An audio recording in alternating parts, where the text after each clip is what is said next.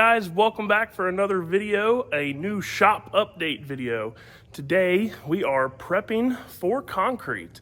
We're starting with putting insulation around the perimeters, and I'll show you guys that and explain to you why we are doing that and why it would probably be a good idea for you to do it on your new building. So let's jump into this and talk about everything. What we're using here is this 2-inch R10 value rated foam. So the R factor is your insulation factor. Basically, the higher the R number, the higher the insulation value. And we are cutting these down, and we are digging 1 foot down below where the concrete is going to be to put this foam in.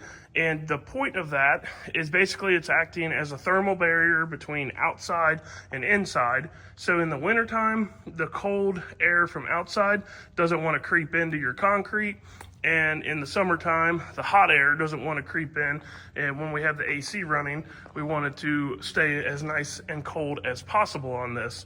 So it's a decent little bit of work to do it like this, because you basically have to go and dig out the entire perimeter. You've got to cut these sheets down, nail them on there with cap nails, and basically do that for the entire perimeter of the building.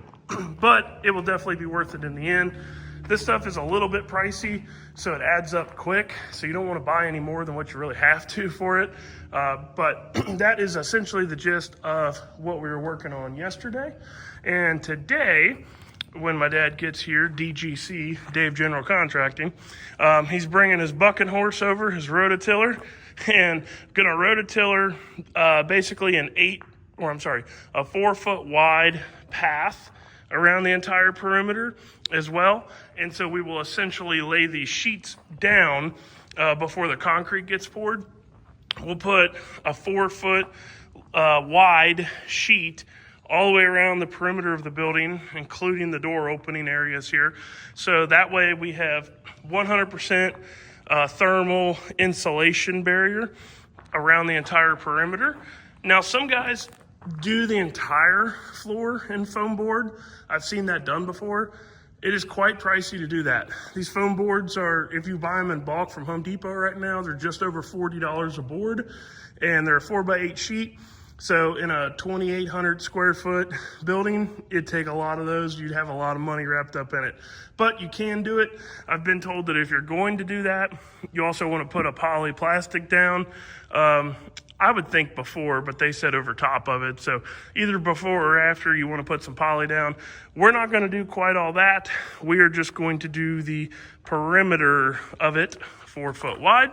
And that'll give us a really good thermal barrier between inside and outside. And then once we do that, we'll have to basically backfill around the outside, the perimeter again, because you can see here where when he was digging, we got to get down 1 foot below of, basically where the bottom of the building is. So that way we have frost protection. Technically, the frost line here, or maybe everywhere, but in Kentucky specifically, it's 18 inches. Generally, it doesn't get cold enough here for it to frost below 18 inches. So we're just doing 1 foot, which was what was recommended to us. And that is the gist of what we're doing today. So we're going to get to work, and we'll check back in when we're all done.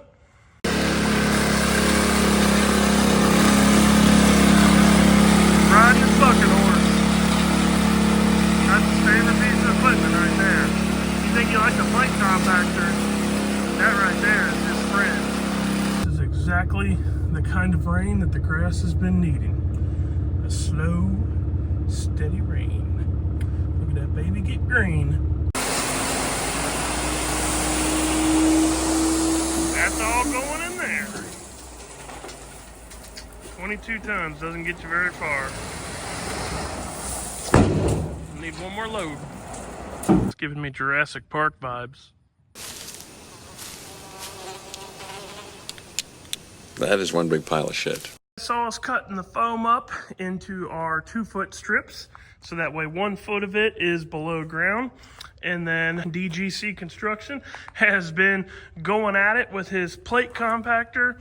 Well, first he used his rototiller to rototill up all the dirt. So it kind of looked like this when he started off, and then shoveled it out, got it down to proper grade. And then he, poor guy, brought all this in by hand in a wheelbarrow and put all the gravel down for the base. And then you can see on some of these boards here, we got a double line. We marked some lines on the boards, and basically that is so that way he could put it at the proper height when he was grading it. And then our foam insulation boards will lay on top of this, on top of the gravel here essentially. So 8-foot sections heading this way, 4 foot wide, all the way around the perimeter of the entire shop here. So that way we have really good insulation underneath the concrete, which is going to be important for wintertime and even in the summer, help keep the AC in. He's working on mocking up. This is going to be the bathroom area. So just to get the shower location right, because we are going to put a shower in that corner, toilet there, sink on both sides. So we're going to have like a slop sink and then a traditional bathroom sink there. So he's just working on, these are just like some mock-up walls so we could lay out exactly where everything goes. And then on this side, this is 7 foot between the wall and the bathroom build out there. But on this side, he's gonna finish this all still. We're gonna actually go 8 foot wide on the insulation instead of 4, because, let me pan out here. This section, this L-shaped section, is basically where we're gonna be spending the majority of our time. This is going to become the build room. This is gonna become the tear down section here. So most of our time is gonna get spent between the bay door and this corner here. So I thought it'd be a good idea to have insulation completely under the floor of where we're gonna be standing for most of our time during the day, just to try to help in the wintertime especially. My feet get really cold with concrete, so try to help with that a little bit. And that is what he has been working on today, getting all this stuff here ready to go. So we learned that the dirt is actually a little bit high in here now, which is perfectly fine. We'd rather have it a little high than a little low, because we can actually use it to fill in around the perimeter of the building now on the outside. But that's where we're at after, I haven't really been keeping track of like day by day progress. This has been several days worth of work leading into this, but that is where we are at. So he'll get back over here, coming up here real soon in a couple days, finish out this section here, get it ready for foam, and then we will be ready to have the grading guys come back out one last time and move all of the gravel into here once this is 100% graded. Dave's General Contracting and the Sharpocker boys got this thing all ready for concrete. Been moving all the gravel, got our Jurassic Park pile gone, even put some gravel in here in front of it for us. David ran the plate compactor, got everything packed down really nice in here. So we are almost ready for concrete. The only thing left to do is finish the plumbing back here, and that's what this pile of rock is for, so it can go in there. And as soon as that's done, concrete is coming in. We had the concrete guy come out yesterday and just basically go over everything with us one more time. Starting to get excited to get some concrete. All right, plumbing is all stubbed in. Pretty self-explanatory here, but the big one there is for the toilet. That is for the toilet vent. The smaller one there is for the corner shower. That's for the vent for the shower. I didn't realize that showers and drains need vented. I thought it was only toilets. So glad we hired a plumber to finalize this stuff just so we didn't get into any trouble on anything. But basically, it's all wrapped up, ready to go. This is gonna be for the exterior sink. That pipe stubbed out there is for the sink inside of the bathroom. So we'll basically have a utility sink over on this side where the build area is gonna be. So you can wash your hands there. That 2x4 kind of simulates the wall roughly. Obviously, it's not straight. It's just kind of roughly screwed on there. And so basically, this will just 90 out of the wall, get a P-trap, and go right to the utility sink. So pretty straightforward stuff on the plumbing. Going to be super nice to have a bathroom with a shower, because there's been many times, especially in the hot summer, where it would be nice to get a shower before you go home for the day. Other than that, he's been out here getting all of the joints spray foamed, about $80 worth of spray foam cans later. So you just want to make sure that when the concrete gets poured, that there are no cracks in the insulation. Since we spent the time, money, and effort to put all this insulation down, we want to make sure it's sealed up good. And then while they're pouring, they're going to lay the insulation in here in front of the doors here. We can't put the insulation in here yet because they need to be able to pull the concrete truck in and basically use the, I can't think of what it's called right now, but the chute to get the concrete over the corner. Otherwise, if we went ahead and did this now, we'd have had to got a pump truck, and that would have cost a lot more money. So things you got to think about when you're doing this. Also, because of that, we can't lay the rebar in first. The rebar will have to get laid while they're pouring the concrete to avoid the cost of the pump truck. And then just over here, same deal, all the foam jointed in, spray foamed in. So everything is nice and tight. Gorilla taped all of the panels together, so that way we've got really good insulation value. And then we ended up going with a trench drain. There's only going to be one drain in this building, and it's going to be in, let me zoom out, this bay here, because this will be the bay that would get a trailer in the future, or whatever we want to wash in here, get washed in this bay. So I wanted the rest of the floor from this bay over to be perfectly flat. I don't like slopes and slants, and just makes it hard for building shelving or, future things. I wanted it to all be as flat as possible. So I wanted the least amount of slope, and the trench drain is what allowed us to do that. I was originally going to do like a base drain, like that's a bigger square, but the concrete guy said when you do that, you have to make a bigger swath around it to sump it. And with a trench drain, we only have to go 6 foot on either side. So that will contain all of any slope in this shop within the door frame here, because the drain will be centered in the door. And so any slope will just be right here. Everything from that door over will all be perfectly flat. So I was gonna end this video off here and make a second video of actually pouring the concrete, but it turns out that concrete is actually coming tomorrow, and I am probably not going to be able to be here for the actual pour. I'll have my dad here with him helping out. So because I'm not gonna be here, I'm not gonna be able to, film any time-lapse stuff or anything. So please hold, this video is not over yet. The next step coming up right now is these guys pouring concrete. So it's been raining, so concrete got pushed back a couple days, which is cool, because I was able to get a video of what all they've done in here. So they laid this plastic down before they pour. That's gonna help as like a vapor barrier between the concrete and the floor. Also gonna help with our insulation. Got our drains set in place and taped over so that way we don't get concrete on them. And then we got 3x3 squares of rebar that they will pull up when they are pouring the concrete. The concrete people talked us out of putting the foam in front of the doorways here, and they had a good point. They said with the foam being in front of there, when you pull heavy stuff in and out, wherever the foam ends, the concrete will crack because it will flex under the foam, which is obviously not what we want. And they said that with the way that we've done this and spray foamed everything, all the joints, they said that it's more than what most people do. So they said we shouldn't have any problem at all. And with putting the spray foam closed cell insulation in here, we shouldn't have any issues at all heating and cooling this place. So that is the plan.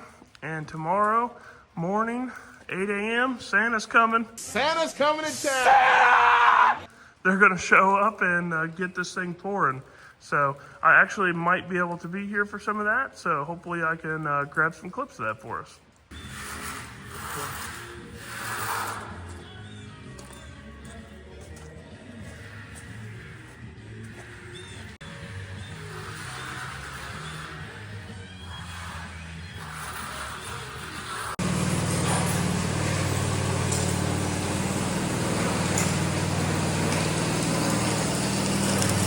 Well, almost 12 hours later, and the concrete is down, finished, and the curing compound is on. So now it's just a matter of waiting for it to dry to start changing colors, cure up, and they're gonna come back out today, Saturday, to do the saw cuts in it. It's almost a shame that we gotta put saw cuts in it because it looks so good, but you gotta do what you gotta do. But no matter what, concrete's guaranteed to do two things, cure and crack. So in my opinion, even with the saw cuts, it's still gonna crack. But it looks really, really good. Can't wait to see what it looks like when it's all the way cured out. Gotta take your shoes off to come in here. Shoo-wee. Man, it looks nice. I've walked around in here for a little bit and just daydreamed, thinking about everything. Thinking about where the loft's gonna go, thinking about the bathroom and the paint booth and all the nice things that I've always wanted to have in my shop. And we are now one step closer with the concrete. Can't wait to get this thing all cured out. They're coming back today to do the saw cuts, and I'm gonna have some discussion with them on that. That's the drain, floor drain. They got Gorilla Tape on it, so that way it didn't get any concrete on it. And they've got everything essentially from this bay door over perfectly flat. Like all of this is 100% flat. The only slope of any kind is 6 foot on each side all the way around the drain, just for washing stuff. Other than that, I wanted everything else in here perfectly flat because we're not worried about water or anything. And I like a nice flat floor, makes it easy. You never know what the future holds. Might bring machines in here, might do some chassis setup stuff, who knows? But I wanted the floor to be perfectly flat. Just makes it easier when you're building pallet racking, building lofts, setting up 4-post lifts, 2-post lifts, whatever the case may be. So far I am super thrilled with the way that the concrete turned out.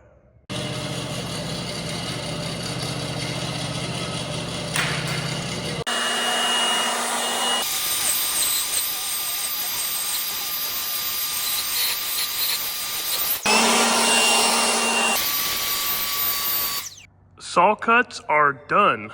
We elected to go with the minimum amount of saw cuts possible, mainly because I know that concrete is gonna crack anyways, and I hate having a bunch of saw cuts or trowel marks and a nice flat floor because it inhibits possible areas to put things.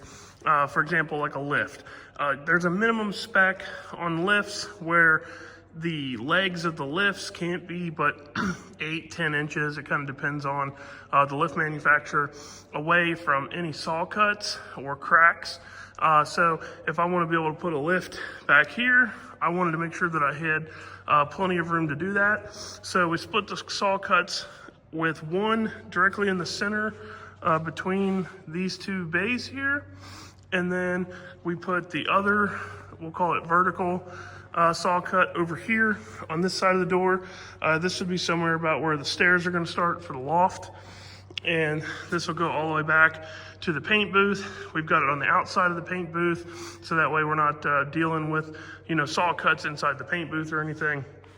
So we only did 2 vertical.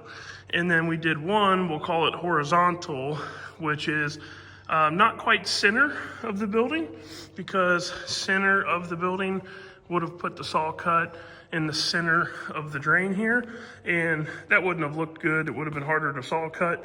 So we moved it to the right or closer to the bay here. So that way it gave us more distance back here to put lifts if we decide to put any lifts back here in the future. So this is all things you got to think about when you're building your building. Every single little detail matters. This is really tough when you've never done something like this before. I've been around construction projects in the past, but it's not something that I have actually done myself. So this has been a whole lot of mental energy trying to lay all this stuff out, a lot of learning as I go. I'm sure I'm gonna mess some stuff up along the way. Wish I did some stuff differently, but trying my best to basically future-proof the building and make as few amount of mistakes as possible. So if you're doing your building, saw cuts is definitely something that you're going to want to pay attention to. And with that, that concludes the completion of the concrete inside the shop here. Super stoked about it. It's still got a couple more days of cure time left before we can really do much with it. And the color will all become one color. It's starting to get a little blotchy right now during the curing process. So a couple more days from now, this thing will all look like one solid color, and we will be ready for the next step, which is spray foam. I am debating on if I should caulk the saw cuts or if I should leave them the way they are. They're pretty hard to clean right now, so my thoughts with caulking them would be when you go to clean the shop, it'd be much easier to. But I want to know from you guys in the comments, what would you do? Would you caulk the joints? Would you not? What'd you think of the concrete process? Did we do a good job? Is there anything you guys saw that you would have done different? Anything you saw that you guys like that you're going to implement into your builds? I would really like to know. Drop a comment down below and let me know. So that's gonna do it for this one, guys. Here very soon, we are gonna be doing spray foam next, and then we're gonna start building out the loft and the bathroom and the paint booth. Basically just getting those kind of like with the main boards on the walls, so that way they can come back and do the metal all on the inside of here after the spray foam's done. So over the next month, we're gonna have some exciting content, and this thing's really gonna start coming together quick. So like always, guys, I appreciate you guys watching, and if you're new here, make sure you click the subscribe button, because we do way more than just building projects. We have a whole mess of race trucks that we play with.